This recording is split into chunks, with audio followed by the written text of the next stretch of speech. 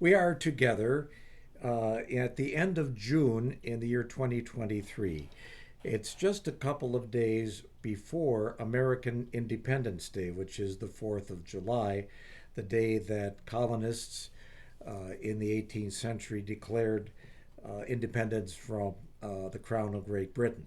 For those of you in the United States, of course, you know all of this, that this is an important holiday, and since it falls in the summer in the Northern Hemisphere, it's a day for picnics and swimming and outdoor activities almost always. What I want to talk to you about, though, is political, and rarely are we going to get into that here. But I think it's important for those of you who view these conversations and care to share in them. That once in a while you're going to find out about my political leanings.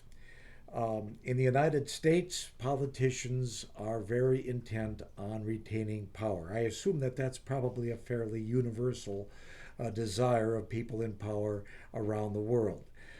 But there's rules in this country that they have to go by, and generally they've gotten very good at understanding those rules and following them, even though they have ways of doing so that involve shading the truth in many cases or outright lying in some.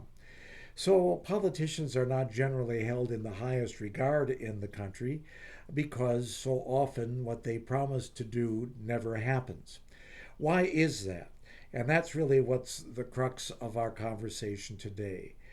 It's really a reminder to people to take what you're told with a certain grain of salt, which is to say, don't expect it to be done literally every time. Now, there's exceptions to this, as there are in every walk of life, but generally speaking, politicians will exaggerate. They will exaggerate both what they have accomplished, what they think they can accomplish, and what they promise to accomplish. They will also tend to overstate the hardship that they would impose on you in describing what their remedy will be for that hardship. So, in other words, they tend to emphasize the bad as it refers to you, the individual whose vote they're after, in favor of their position, which will promise you a easy solution to that problem and hence gain your support going on. The problem is, in the United States especially, government has limited abilities to do that. And as a matter of fact, one of the founding principles that is described in our Declaration of Independence, which we celebrate on July 4th, and the subsequent Continental Congress, which came down quite several years later, which finally developed a form of government that has persisted since the late 18th century to this time. That is founded on a constitution. Together with the Declaration of Independence, they underscore individual liberties, the right of people to live freely. Now that doesn't isn't to say that anything goes, that we can just do anything we want. Of course, we have to have laws, and that's what government is all about. And maybe one of the important points of disagreement is what that government role should be, where it should stop, and where it needs to perhaps be expanded to improve the protection that it guarantees to individuals. But a fundamental principle, again, for the U.S. at least, and I think else in many free countries of the world, is it is up to you to succeed. Understanding that you can succeed very big and you can fail very big as well. And that is up to you to decide what risks are worth taking. And then, if you're lucky or if you're smart, if you're talented, otherwise successful, you will gain the benefits of that risk that you have taken and won the risk. Now, some in government want to impose what I would say is victimhood on everybody.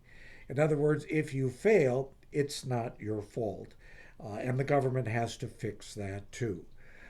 Some of that may mean assigning blame to others who they would hope then to limit and restrict in some ways to even what they would call the playing field for competition. Now, certainly there is a role for this in government as it pertains to societies in our country. Its sorry record of bias and prejudice against people of color, American Indians, and certain other minority groups. We had a need for laws to protect people from that kind of unfair government interference. And those laws were largely passed about 50 years ago in the 1960s, with some that have been subsequently revisited and improved upon. But it remains for people individually, once the laws are established, to decide what risks they're going to take, what investment in education and effort they're going to make in order to achieve what we call the American dream, which is generally material success. Sometimes it doesn't happen for anybody, regardless of the color of their skin. And when that happens, when that failure occurs, people can either give up or they can try again.